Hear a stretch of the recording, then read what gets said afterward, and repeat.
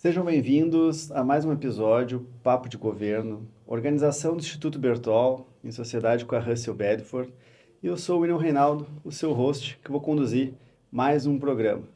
Como diz o nome, Papo de Governo, e já se passaram por aqui pré-candidatos, prefeito, deputado. Estamos num ano eleitoral.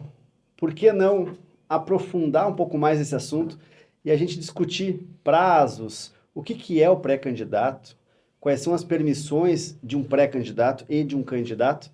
Então hoje a gente teve a felicidade de trazer um livro para vocês, aonde a gente vai discutir, depois eu vou falar para vocês como é que a gente faz para ter acesso a esse livro, em especial o autor desse livro, José Alexandre Machado. Obrigado por ter vindo aceitar nosso convite, mais conhecido como Zé Alexandre. Quero saber um pouco mais aqui do seu livro, né, e que você possa dar um alô para o pessoal, né, e se apresente também para nós. William, primeiro quero agradecer a vocês, ao Instituto Bertol, pelo convite. É importante, em papo de governo, termos algo que se fale das eleições. Na questão jurídica das eleições, que é tão questionada, aonde nós temos uma Câmara de Deputados federal que legisla e que muitas vezes, por omissão ou por interferência do Judiciário, acabamos tendo o Tribunal Superior Eleitoral legislando mais do que a própria Câmara. Na legislação eleitoral, é bom que se explique, existe a lei de uma forma genérica, né, com as proibições e permissões e as regras, né, para as eleições e para as pré-eleições, e existem as resoluções que são editadas pelo Tribunal Superior Eleitoral. São nessas resoluções que é como se fosse um decreto de uma lei, né, onde ele regulamenta e explica de que forma que deve ser interpretada essa legislação. Fora essas resoluções, nós temos também as jurisprudências, porque como na Justiça Eleitoral não existe ministros, nem, aliás, ministros até existem, né, mas no Tribunal Superior Eleitoral é rotativo os partícipes, né, os ministros, representantes, tanto dos advogados como do judiciário, eles, cada 2 anos, modificam, né, a sua composição. Isso faz com que a interpretação de determinações legislativas, eleitorais, tenha uma interpretação diferente, que criam as jurisprudências. Então, situações de que há 10 anos atrás eram julgadas por 4-3, hoje talvez estejam 3-4. Então, por isso a importância de uma assessoria jurídica nas campanhas para atualizar. Que eleição a eleição vem Exato, tendo uma evolução. exato, tem uma evolução, né? E diga-se assim de passagem, todas essas interferências que existem do legislativo, do judiciário, não do legislativo, porque é da sua competência, mas do judiciário, elas são pertinentes numa intenção única. A Justiça Eleitoral quer sempre fazer com que as armas dos candidatos sejam iguais. Ou se for com faca, todo mundo vai com faca. Tem um Se for com equilíbrio. canhão, todo mundo vai com canhão, né? Então, esse é o objetivo principal do eleitoral. Não, bacana. Zé Alexandre, vou começar dando um passinho atrás para te perguntar por que deste livro, né, num emaranhado, que nem você comentou, de tanta legislação que tem, e hoje, com o advento da internet, muitos mais fiscais eleitorais, né? Hoje o eleitor, ele acompanha, se atualiza muito através da internet, o que o seu candidato fez, o que o seu pré-candidato está fazendo, né? O que a oposição, principalmente, fiscaliza muito a oposição. Então se fala muito de muitos assuntos, tem muita fake news, né, que acaba acontecendo. E o que te fez, então, no meio desse emaranhado de situações, né, escrever esse livro, resumindo aqui muitas informações com esse compilado aqui? William, o objetivo do livro foi só para ajudar, né? Como é a nossa tradição, né, de querer ajudar, pelo menos eu sempre segui os passos dos meus ancestrais que sempre procuraram ajudar. Eu, até 50 e poucos anos, eu não tinha nenhuma interferência política e legislativa. Não era advogado, eu era de uma área técnica, trabalhei no setor elétrico quase 40 anos. E Foi, não, foi do segmento privado isso, exatamente. de uma Era outra. uma empresa estatal federal, né? Certo. Primeiro estadual no Rio Grande do Sul e depois uma federal, e aí onde eu me radiquei aqui em Florianópolis, que estou há quase 50 anos.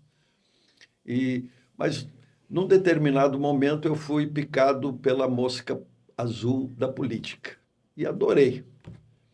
E nesse andar na política, assessorei alguns deputados, amigos, né, e companheiros, eu vi a necessidade de especialistas no direito eleitoral. Hoje nós temos muito, mas há 20 e poucos anos, 25 anos atrás, nós tínhamos muito poucos mesmo. Eu me lembro de um, que era o Nelson Serpa, que era do PFL, que era o campeão em Santa Catarina, né? Então, era uma dificuldade muito grande quando se tinha um problema, para tu identificar como corrigir, como não errar, né? E eu fui fazer o curso de Direito, me formei com 59 anos, né? E que isso fique de um exemplo para quem acha que é tarde, né? Olha só, Para estudar algum parabéns. curso, né? Eu tenho outras Um formações. exemplo aí. É, e, e já no primeiro ano que eu me formei e tive a minha ordem dos advogados, né? Eu já comecei a elaborar o primeiro livro. Isso foi em 2012, onde eu fiz a primeira edição.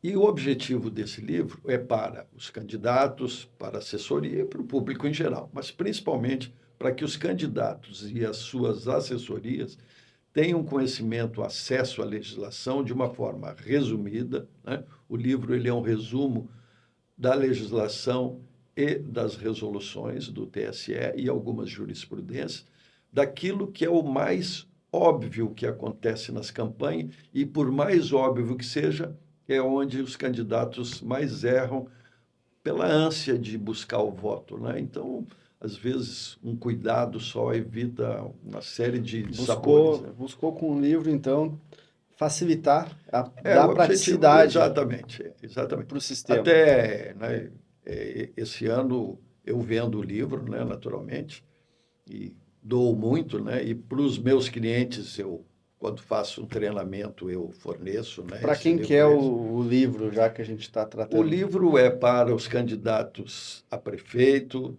nestas eleições Então, a e gente aos... tem hoje no mercado eleitoral, no mundo eleitoral, a gente tem os eleitores de um lado, tem os candidatos, os políticos do outro. Desses dois mundos, o público-alvo para esse O livro. público-alvo, com certeza, é a área política de candidatos, né? É que hoje existe, né? A política está muito efervescente e o público, em geral, quer saber, né? O que pode, o que não pode, se aquele candidato está percorrendo os caminhos mais corretos ou não, né? Então, essa é a preocupação, é fazer um esclarecimento numa linguagem acessível a qualquer pessoa que saiba ler. Sabe ler, vai entender o que está escrito. Até porque para se candidatar, a gente sabe que tem muitos políticos novos, inclusive agora esse ano é de eleição municipal.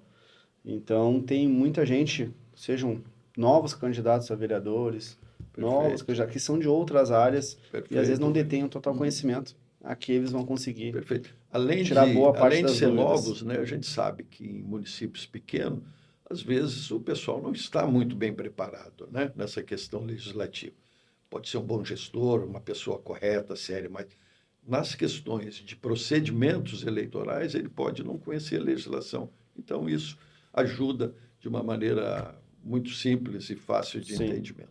Aproveitando a sua presença, vou começar a fazer algumas perguntas que envolvem aqui Poxa, questões que fique estão bem, dentro do fique seu bem à livro, vontade.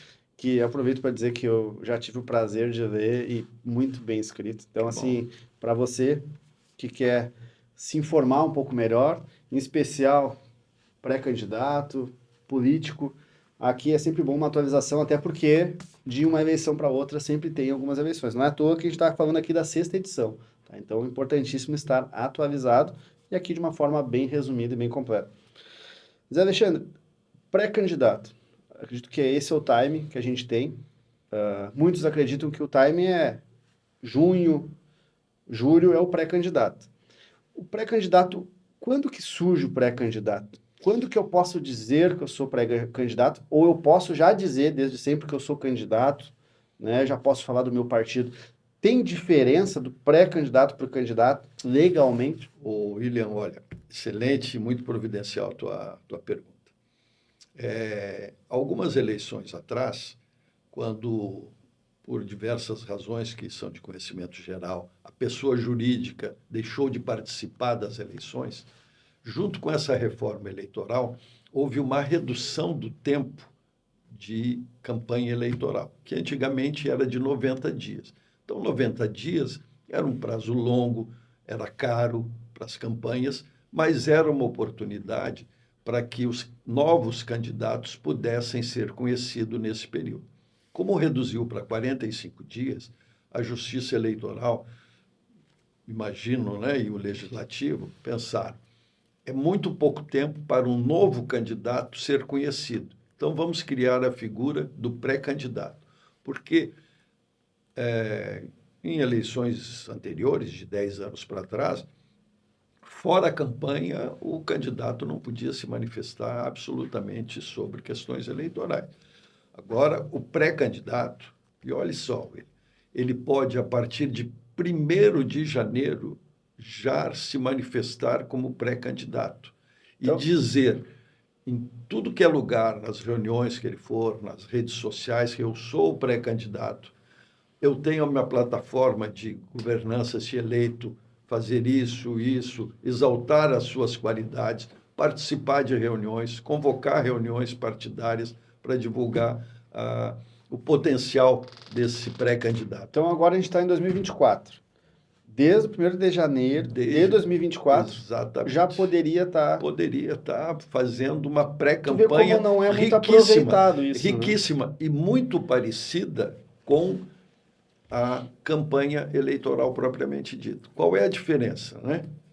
Imagino que você fosse me perguntar isso. Tirou as palavras da minha boca. Diferença do pré-candidato para o candidato.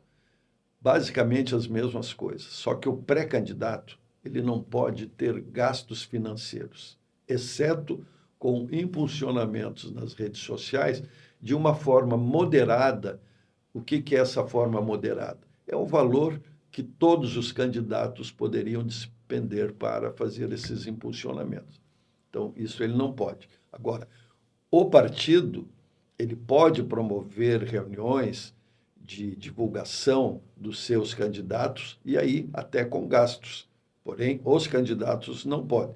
Na campanha, os candidatos já podem ter um gasto com publicidade e outras coisas, desde que eles consigam captar os seus recursos, que E aí está ficando cada vez mais difícil para os candidatos, né? que daí a gente vai entrar nas prestações de contas, mas vamos deixar para depois. Perfeito. Vamos deixar mais para frente, porque é importante essa é uma área para o muito candidato. interessante. Exatamente, né? Que daí entra uma questão contábil, uma questão jurídica também do que é permitido ou não, né? E seus limites ali. Perfeito. Então, o pré-candidato, não tendo grandes investimentos, de uma forma moderada, se colocando como pré-candidato, já até para informar, porque como a candidatura é aberta para todos, todos têm direito a se candidatar, muitas vezes não são conhecidos. Então, por que não aproveitar desde janeiro É a grande para oportunidade apresentar seus para projetos? apresentar os seus projetos, exatamente. Tá. Né? Você falou aqui em prestação de contas, mas ao mesmo tempo, no seu livro você começa a falar desde o calendário eleitoral, que a gente já passou por alguns prazos, inclusive, até mesmo as prestações de contas. Tem algum tema que você considera que seja mais importante, mais relevante, neste emaranhado de situações que a gente tem e que a gente encontra aqui no livro? Bom, tem uma coisa que ainda não é muito habitual aqui no nosso país, né? Que é uma arrecadação que foi apelidada aqui no Brasil de vaquinha, que são doações de simpatizantes do candidato, que ele pode fazer antes do período de campanha eleitoral. Né? O candidato só pode fazer captação de recursos depois do dia 15 de agosto, desde que ele tenha uns pré-requisitos de candidatura registrada, CNPJ e abertura de conta bancária.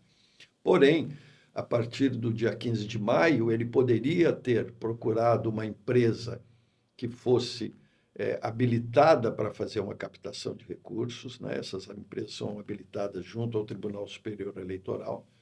Os doadores, o José Alexandre e o William, que gostam do candidato A, ele vai lá e faz uma doação de R$ 100 naquela conta que a empresa abre, né? E que o candidato tem a total liberdade de divulgar. Essa conta esse recurso fica armazenado numa conta sob o controle dessa empresa, e quando ele preenche os requisitos de CNPJ e abertura de conta bancária e o registro de candidatura, esse recurso todo vai para a sua conta, com um desconto pequeno lá de taxa de administração dessa empresa que fez a captação de recursos. Então, na verdade... Aqui como candidato. Como candidato, mas aí vai para... O pré-candidato arrecada e depois vai. Se ele, porventura, não for candidato, onde é que vai aquele dinheiro? É devolvido para os doadores. Né? Entendi. Então, todos eles como identificados. Pré-candidato, desde o dia 1º de junho... 15 de maio. 15 de maio. Isso. 15 de 15 de maio. 15 de maio ele já poderia estar captando recursos. Captando recursos. Correto. E não pode usufruir porque tem que esperar estar formalmente então, lá candidato. dia 15 de agosto, então 15 de maio, junho, julho, 3 meses ele poderia ficar captando recursos com simpatizantes, R$ 100, R$ 50, somados todos isso, se ele for uma pessoa que os eleitores acreditam, ele já começaria a sua campanha com um bom volume de recursos. Entendi. Sobre as eleições, aqui você, no caso, tem 6 edições já, então está acompanhando a evolução da legislação sobre o tema. De 2022, que, claro, a gente está falando de governo federal, estadual, o que você vê dentro aqui, você conseguiu, trouxe aqui para dentro assuntos que teve atualização, teve alguma atualização ou não? Não, William, se tu pegar a fotografia da legislação 2022 para 2024 é a mesma coisa. Sempre existe modificações, né? Eu gosto muito de relacionar eleições gerais com eleições gerais, eleições municipais com eleições municipais. As últimas eleições municipais foram em 2020, né? Então, esse livro ele tem que ser relacionado com aquela edição de 2020, né? Porque eu foco quando são as eleições, o presidente, governador, senado e deputados, e quando são as municipais, que para mim são as muito mais interessantes, são aquelas efervescentes, né? Onde no município... Não tem como não ser impactado. Todo mundo é impactado. Então, houve algumas, não foram mudanças muito significativas de 2020 para 2024. Existiu várias propostas de mudança na legislação, inclusive tramita na Câmara Federal uma reforma absoluta do Código Eleitoral, onde toda a legislação vai ficar reunida só em uma lei, num código, né? Vai ser um belíssimo trabalho que está sendo elaborado, mas o pessoal achou que isso deve ficar melhor para 2026, que podemos até ter modificações com eleições não proporcionais, fazendo eleição, escolha mista, né, regionais ou mista pura, alguma coisa grande porventura vem. Mas eu destacaria duas modificações entre as que houveram, que são as mais relevantes para essas eleições municipais de 2024. Uma é o número de candidatos por partido.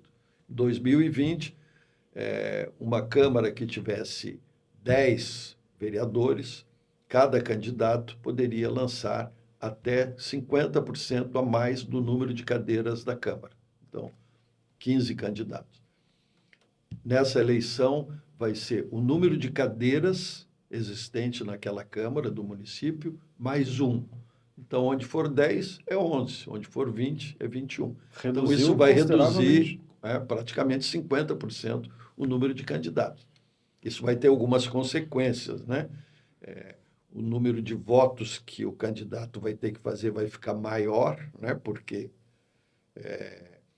a necessidade de ele se eleger vai exigir um esforço maior de campanha para ele, de dedicação, né? Então, isso vai criar uma certa dificuldade. E a outra grande modificação foi a divisão das vagas que não são preenchidos pelo quociente eleitoral. Isso, ele daria um programa inteiro para a gente explicar. Com certeza. Mas eu só digo assim, olha, Resumidamente. resumidamente, se as eleições de 2020 tivessem sido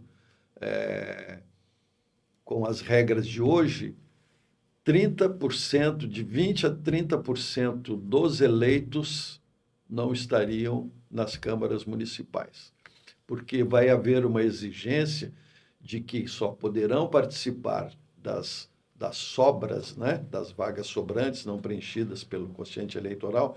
Vou te dar um exemplo assim. Joinville tem 23 cadeiras, né? Dos 23 vagas, somente 7 foram preenchidas pelo quociente eleitoral. Todas as outras foram distribuídas pela média das sobras, que é uma fórmula existente. Vai na carona do Vai todo. na carona. Então, São José. São José, nós teríamos 4 vereadores que estão com mandato que não seriam eleitos, seriam substituídos por outros. Então, isso vai ser um grande impacto, porque vai exigir dos candidatos um quociente para participar com garantia das sobras, que ele tenha feito 20% dos votos do quociente eleitoral. Então, vou dar um exemplo de Joinville, que é a nossa maior cidade, né? O maior colégio eleitoral de Santa Catarina. O quociente eleitoral lá é em torno de 16 mil, deve estar projetado para isso.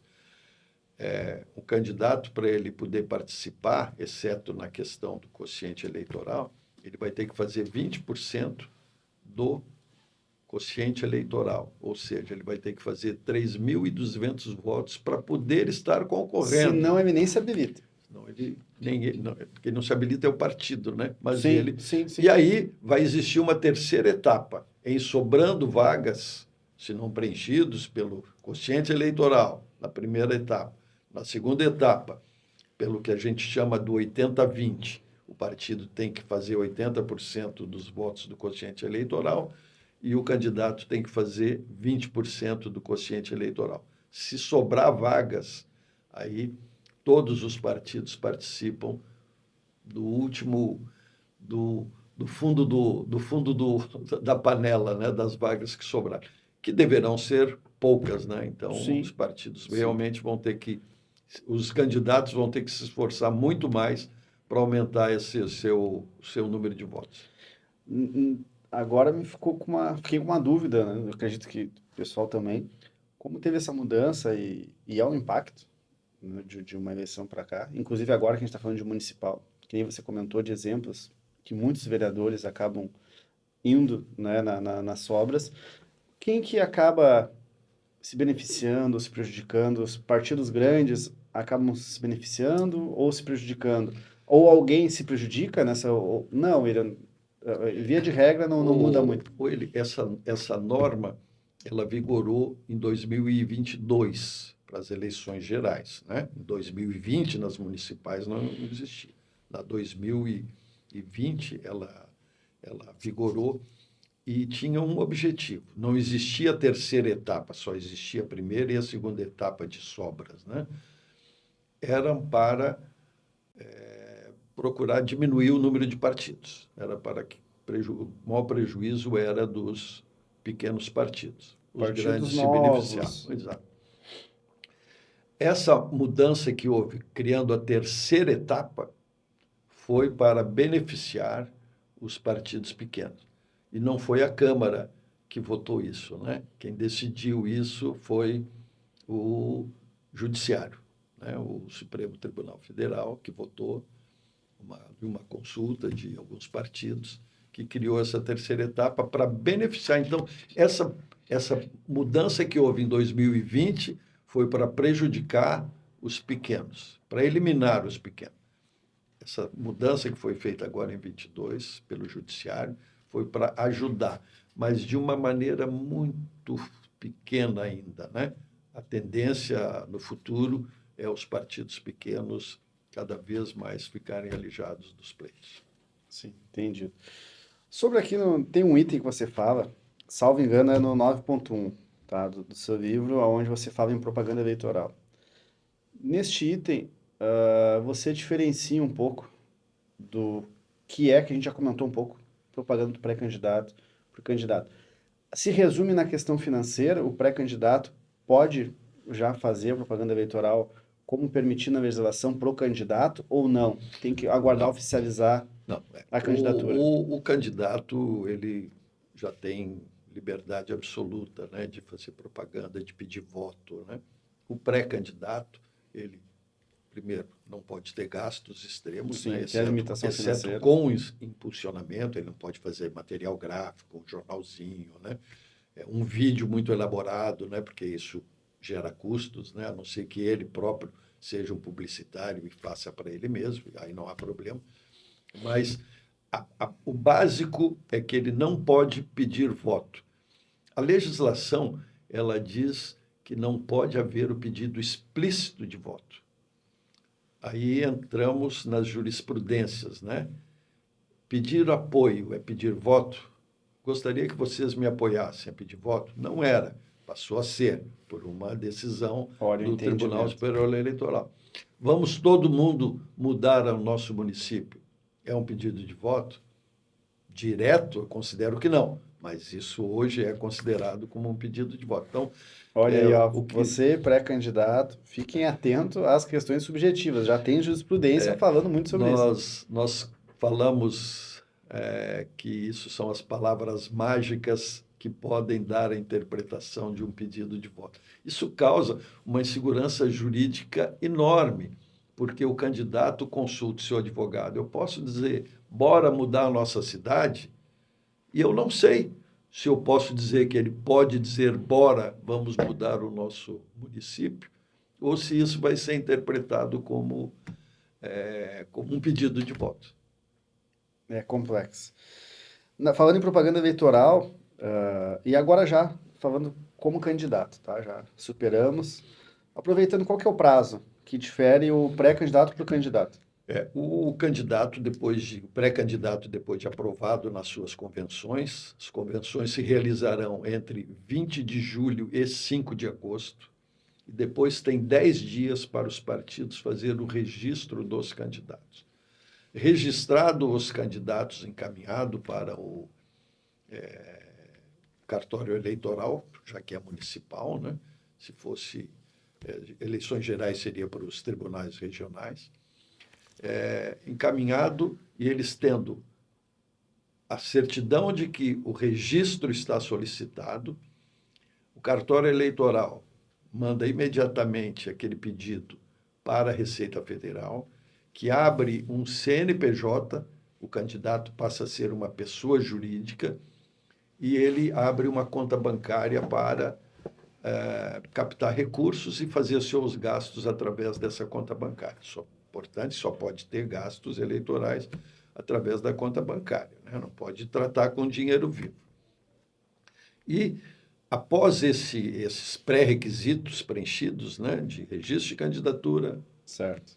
CNPJ e conta de abertura, a partir do dia 15 de agosto, o candidato está liberado a fazer a sua propaganda eleitoral, dentro dos limites que a legislação permite, né? Aí, Zé Alexandre, entra uma dúvida, talvez mais de cunho pessoal, também a resposta pode ser de mais cunho pessoal também. Pela sua experiência, a gente está falando de eleições municipais, que acaba envolvendo todos os municípios, né, que são impactados diretamente, muitos candidatos, sejam eles vereadores, prefeitos. O que você acredita em termos de efetividade da campanha? Hoje a gente tem as opções de internet, se fala muito em inteligência artificial, inclusive tem algumas limitações para isso que já vem, né, para 2024. Tem o boca a boca, tem as rádios, tem a televisão, tudo tem custo, né? Você acredita que pela prática e pelo que a legislação hoje permite, tem algum formato, tem algum caminho para o candidato que está nos acompanhando, pré-candidato que vai ser candidato, está nos acompanhando, Perfeito. possa ser mais vantajoso, mais interessante, ou melhor, mais eficiente? William, são diversos caminhos que podem ser percorridos. E depende muito do tamanho do seu município. Se é um município com 2.000, 3.000 habitantes, o que vai valer é a sola de sapato. O aperto de mão. O aperto de mão, né, o café, né? Então, esse aqui realmente vai ser os serviços prestados, né, à comunidade, né, ser reconhecido, né, como um bom, que poderá ser um bom dirigente do município ou legislador do município. No município de médio, já para grande, eu diria que, além da sola do sapato, é muito importante redes sociais de uma forma muito intensa, né? Hoje você passa num ponto de ônibus onde estão os trabalhadores mais humildes que possam ser, esperando o ônibus para ir para o seu trabalho, com o telefone, na internet, olhando as redes sociais. Então, as redes sociais, eu acho que já foi nas eleições de 2020, foi maior em 2022 e vai ser muito maior em 2024. E depois eu vou fazer um parênteses sobre as redes sociais. E, em terceiro lugar, a propaganda em rádio e TV gratuita, né? Que são 35 dias de programa gratuito no rádio e na TV, com blocos, ao meio-dia e à noite, de manhã ao meio-dia e à noite, dependendo se for rádio ou TV, onde, se somados, dá praticamente quase 2 horas de programa de rádio e TV, né? A TV tem um grande problema, né? Tanto a TV como o rádio, mas principalmente a televisão. Ela só cabe nos grandes municípios e é muito cara. É muito, realmente muito caro. As redes sociais, você com R$ 1.000 de impulsionamento no município, com 50 mil eleitores, 40 mil eleitores, você praticamente toda semana, você gastando R$ 1.000, você consegue atingir toda essa massa, né, de eleitores. Então, acho que as redes sociais ainda é um grande atributo de propaganda eleitoral para ser conhecido. Agora, nada melhor do que os serviços prestados, né? Esse é o que realmente eu acho que faz a eleição das pessoas. A palavra convence, mas o exemplo arrasta, né? Então, Exatamente. nada melhor que ter feito algo já, Perfeito. enfim, ter projetos concretos, né? Você falou que tem um parênteses na rede social. Isso. Bom, a rede social, nós estamos vendo aí diversas ferramentas, né, nas redes sociais, e isso criou a possibilidade de que você criar subterfúgios para alcançar massas, o robozinho trabalhando, né? Enfim, se você conseguir investir um pouquinho mais de dinheiro, não só os R$ 1.000, você consegue triplicar, quadriplicar a sua penetração junto ao eleitorado, né? E o Tribunal Superior Eleitoral editou uma resolução nova sobre internet, né?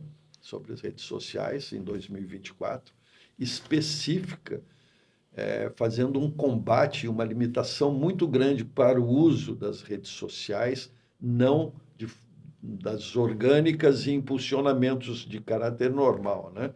Então, o manuseio das redes, elas vão ser muito fiscalizadas, o pessoal está se preparando muito. As próprias provedoras das redes sociais, né? Inclusive, quando essa legislação foi divulgada através da resolução do Tribunal Superior Eleitoral, alguns ameaçaram até se retirar do Brasil, porque não conseguiriam cumprir o que estava sendo determinado para que eles cumprissem. Mas, depois, ficando bem esclarecido, eles voltaram atrás, né? Vão continuar e vão continuar. Existia uma grande preocupação de eles não aceitar que as eleições pudessem ser divulgadas via redes sociais. Mas, de qualquer forma, existe coisas na rede social, como você criar uma notícia falsa, um vídeo, a pessoa falando uma coisa que não é ela que está falando, e você botar isso num grupo de WhatsApp, isso feito por uma empresa com celular lá na Inglaterra, aí dificilmente você vai conseguir localizar. Então, depende da forma como vai ser divulgado, isso pode causar um dano muito grande, principalmente nas cidades grandes, né? Nas cidades pequenas, as pessoas já vão identificar a falsa notícia, mas em cidades grandes isso pode ter uma repercussão muito grande e desastrosa para os candidatos. Pensando então na propaganda eleitoral, o que você acredita, esse é um ponto vital, que você acredita que a justiça eleitoral vai estar em cima. Vai estar muito. Isso não tem nem dúvida, né? Existe já núcleos de inteligência dentro da justiça eleitoral para combater esse tipo. E os próprios advogados hoje estão buscando especialistas na área de redes sociais, né, de internet, para lhe dar suporte para que possam fazer a identificação de onde surgiu essas irregularidades. Certo. Você comentou também antes, tanto da vaquinha quanto do formato como pré-candidato, de arrecadar recursos para a campanha, já como candidato. Certo. Da onde pode surgir esses recursos? Empresas podem fazer depósito de valores, pessoas físicas, menor de idade, enfim, não sei. Hoje em dia, o acesso à informação, ao Pix, está muito fácil, né? As fontes de arrecadação, né? Pessoa jurídica está completamente eliminado de poder fazer qualquer tipo de doação aos candidatos. Pessoa jurídica, eu digo empresas, né?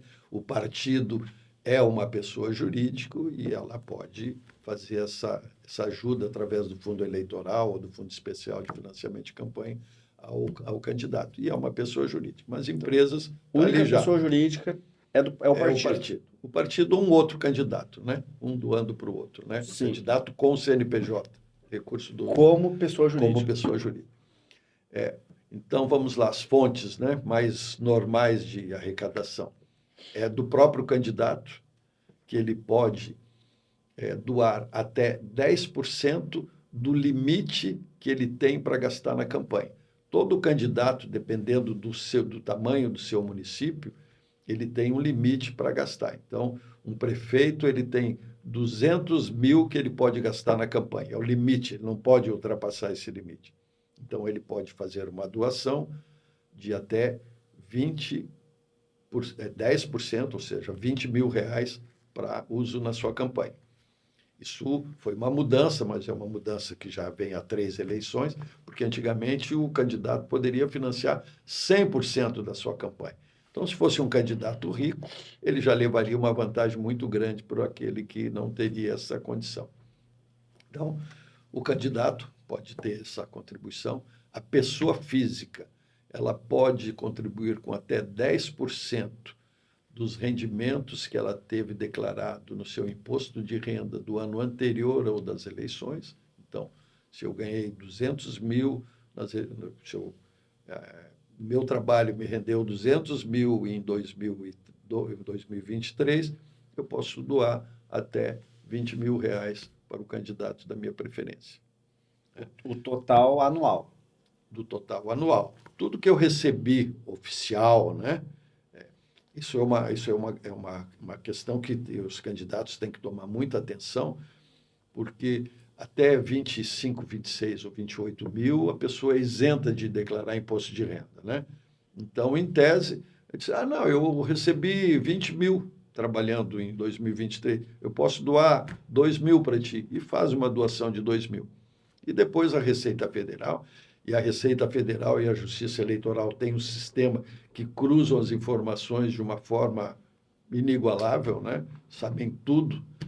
Vai lá e diz, olha, o João da Silva aqui doou 2 mil, mas ele não teve renda nenhuma. Como é que ele está fazendo essa contribuição? Aí o candidato chama o João e diz, João, tu me doou 2 mil, de onde que foi esse dinheiro? Ele, não, é que eu sou pedreiro, eu faço uns bicos.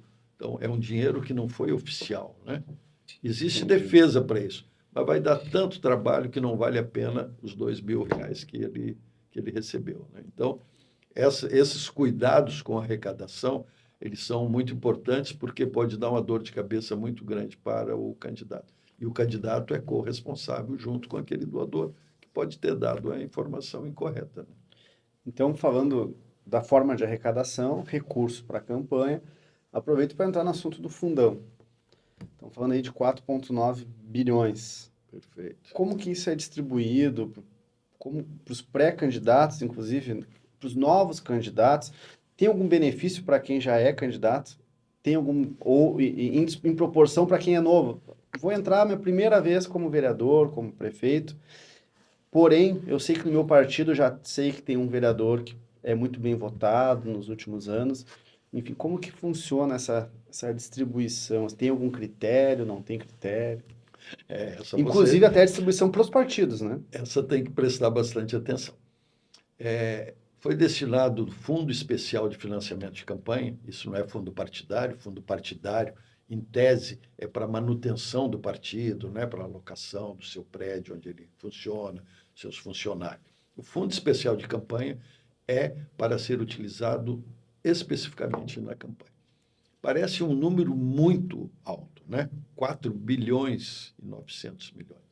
Mas isso dividido entre todos os milhares e milhares de candidatos que nós temos pelo Brasil, representa quase nada para cada um e, na grande maioria, nem chega esse fundo especial de financiamento de campanha. Como é que é feito isso, né? O governo federal destina no seu orçamento esse recurso. Os partidos a nível nacional, eles têm que apresentar um critério de distribuição do fundo. Mas como é que é esse critério que eles apresentam, né? E que é aceito pela Justiça Eleitoral?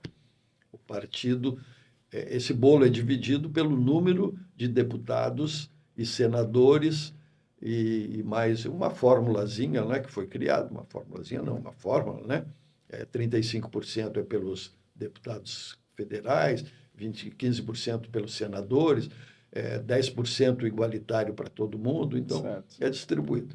Mas o grande volume é pelo número de deputados que compõem a Câmara Federal. Então, hoje Então, quanto mais deputado federal... Hoje, os que abocanharão maior fatia do Fundo Especial de Financiamento de Campanha é o PL e o PT, né? Depois vem União Brasil, PP e etc. Então, vamos pegar o partido A, né? O partido A diz para a Justiça Eleitoral, olha, eu estou recebendo 300 milhões, eu vou mandar 10 para Santa Catarina, 50 para o Rio de Janeiro, 30 para São Paulo, 20 para a Bahia e assim por diante até ele gastar. Esse é o único critério que existe de distribuição, de apresentação inicial, né? De como vai ser distribuído esse recurso para os partidos. O Partido Nacional destina aí a seu livre arbítrio o valor para cada estado. E chegando esse recurso no estado, esse estado ele vai distribuir a seu bel prazer quanto que ele vai mandar para cada município, e se é para o prefeito, ou se é para os vereadores. E quando esse recurso chega no município, o município que vai escolher quem vai receber esses recursos. Tem muito critério subjetivo. Tem partidos que dividem igual para todo mundo, né? Tem partidos que, não, vou aplicar esse recurso em quem tem a possibilidade de vencer as eleições, que as eleições vão ser muito disputadas, eu vou investir mais nesse candidato, vou fazer um candidato só, a vereador, vou investir todo o recurso que eu tenho para esse. Então, tem essa autonomia. Tem essa autonomia. O que não pode fugir é que todo esse recurso seja o que recebe nacional, o que recebe estadual e municipal, é que ele tem que destinar 30% desse recurso para as mulheres, né? Para as campanhas das candidatas mulheres. Então, isso, na prestação de contas, será cobrada essa participação de distribuição do fundo em 30% para as mulheres. Então tem uma certa autonomia, porém 30% tem que ir para... 30% para as mulheres e tem mais um percentual para negros e pardos, que ainda está dentro desses 30% que vão ser distribuídos. Você comentou de várias formas de arrecadação. E como a gente está falando de um livro que tem caráter preventivo para você, pré-candidato, o que você diria, assim, referente à prestação de contas, que normalmente não se preocupa muito no início? A ideia é arrecadar, que nem você comentou, o pré-candidato desde o início de janeiro já pode começar a trabalhar com isso, porém, como candidato, já tem sua pessoa jurídica, tem que sair o recurso daquela conta de forma específica, não podendo utilizar a cédula, né, o dinheiro vivo. O que você acredita que na prestação de contas, ó, candidato, fiquem atentos a isso, porque isso aqui não passa por justiça eleitoral, vocês têm que ter isso aqui, senão vão ter as contas negadas, e aí uma dor de cabeça. William, o primeiro cuidado é todo o recurso que ele receber de doação tem que ser identificado pelo CNPJ, pelo CPF do doador e ser depositado obrigatoriamente na sua conta bancária de CNPJ do candidato. Todos os gastos... Origem identificada. Origem não identificada. Posso simplesmente... Se o candidato, os bancos já são orientados, né, pela legislação para não receber nenhuma doação em conta de candidato se não for identificado. Mas vamos supor que, porventura, alguém bote lá R$1.000 no envelope desses de banco, né, no caixa eletrônico, destinado à conta eleitoral do candidato, e vá lá. Em tese, o banco vai procurar identificar e devolver. Mas vamos supor que o banco falhou também e depositou na conta do candidato sem a devida identificação. A pessoa que gerencia as contas do candidato tem que observar se todo depósito tem a identificação. Se não tiver, ele tem que imediatamente devolver, ou se não conseguir devolver, passar para o Tesouro Nacional esse recurso. Se ele usar esse recurso e depois ele viu que não estava identificado e devolveu, já não adianta mais, já cometeu a irregularidade, que poderá, dependendo da habilidade de defesa que o seu advogado vai fazer, de que forma que isso aconteceu, poderá ter as suas contas rejeitadas. Então, esse é o primeiro ponto, a identificação dos recebimentos. Segundo, os gastos. Toda vez que tiver um gasto financeiro na sua conta, ou um movimento financeiro, seja de arrecadação ou de gasto, que todo ele deverá ser através de PIX ou de transferência bancária ou com cheque, né, que ainda se usa muito nas campanhas, o cheque, né, ele tem que fazer a cada 72 horas uma comunicação para a Justiça Eleitoral de uma prestação de contas que a gente chama parcial. Então, ele tem que enviar para a Justiça Eleitoral, através do sistema de prestação de contas, que é online, para a Justiça Eleitoral, para que ela consiga ficar fiscalizando. Antigamente, o pessoal deixava, quando terminava a campanha, ele juntava as notas, daí os extratos, ia fazer a sua prestação de contas. Isso não é mais possível, né? Agora tem as contas parciais a cada 72 horas, se tiver movimento financeiro, e tem uma prestação de conta obrigatória parcial no meio da campanha, que é feito lá em 8 de setembro. Entendi. Então, esses dois cuidados sim, são os básicos. Tem que ter pessoas habilitadas, né? Hoje é obrigatório ter um contador e um advogado assinando a prestação de contas. O contador, para cuidar desses detalhes técnicos de contabilidade, que são muito importantes, e o advogado, para que possa orientar e, eventualmente, fazer as defesas e a Justiça Eleitoral ter a quem recorrer para estar notificado o candidato que ele precisa dar as suas justificativas por alguma irregularidade, suposta irregularidade que tem as suas contas. Não, perfeito. Então, para você também, eleitor que está nos acompanhando, para fazer uma doação, para não prejudicar o seu candidato, tem que ser nominal, para que isso não quer ajudar, daqui a pouco vai gerar uma dor de cabeça. Então, tem que ter esse cuidado. E aí, contador, né, advogado, Instituto Bertol aqui, tanto com a Bertol Advogados, Zé Alexandre, temos um vasto número aí de advogados que possam contribuir com experiência quanto a isso. Na contabilidade, também tem a sócia Russell Bedford, que pode contribuir, que já tem experiência no meio. Então, aqui já algumas soluções diante dos requisitos das prestações de contas. Eu queria ressaltar a importância de ter esses dois profissionais, porque um candidato que não ganha as eleições, normalmente ele fica um pouquinho desanimado e não dá bola para prestações de contas. Como a prestação de contas dele vai ser analisada no ano seguinte ao das eleições, não existe mais um comunicado direto para o candidato, só através desses dois profissionais, o candidato, às vezes, nem fica sabendo que tem uma irregularidade na sua conta. E se ela não for sanada, ela é considerada como não prestadas as contas. E não prestadas as contas deixa ele inelegível, mesmo que ele depois cumpra com a regularidade daquele defeito que a sua prestação de contas tinha, ele vai ficar, durante aquele mandato todo, inelegível. Então, se ele quiser ser candidato nas próximas eleições, ele não poderá ser.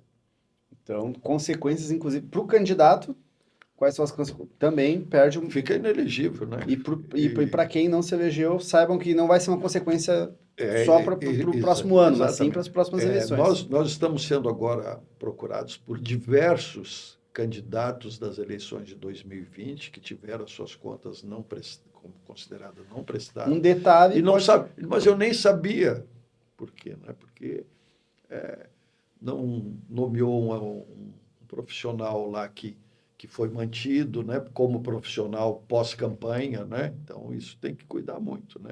Quando contratar um profissional, exigir que aquele profissional acompanhe a sua prestação de contas, tanto o contador como o advogado, até o fim da sua real prestação de contas, que muitas vezes se dá 6, 8 meses depois das eleições. Então, para os não eleitos, né? A dica de ouro é estar bem assessorado. Aqui não é propaganda, né? Nem do Zé Alexandre, Bertol Advogados, da Russell Bedford. A ideia aqui é só para que, de fato, vocês estejam atentos aos requisitos, né? O livro está elencando aqui tudo que vocês têm que se preocupar para não ter dor de cabeça. Estejam bem assessorados, porque a Justiça Eleitoral está cada vez, inclusive, se utilizando a inteligência artificial para estar em cima das contas dos candidatos. Zé Alexandre, a gente está caminhando para o final.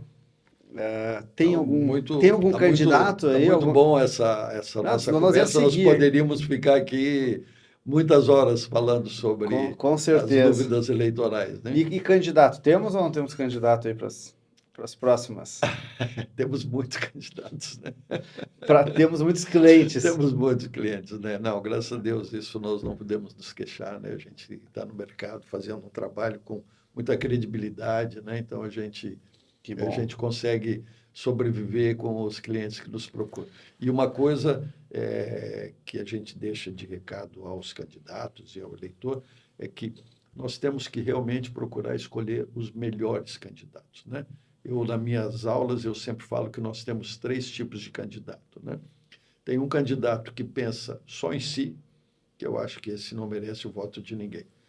Tem um segundo candidato que representa um segmento só, que pode ter um voto de confiança, né? Desde que ele consiga abranger um pouquinho, né? a sua amplitude de preferência.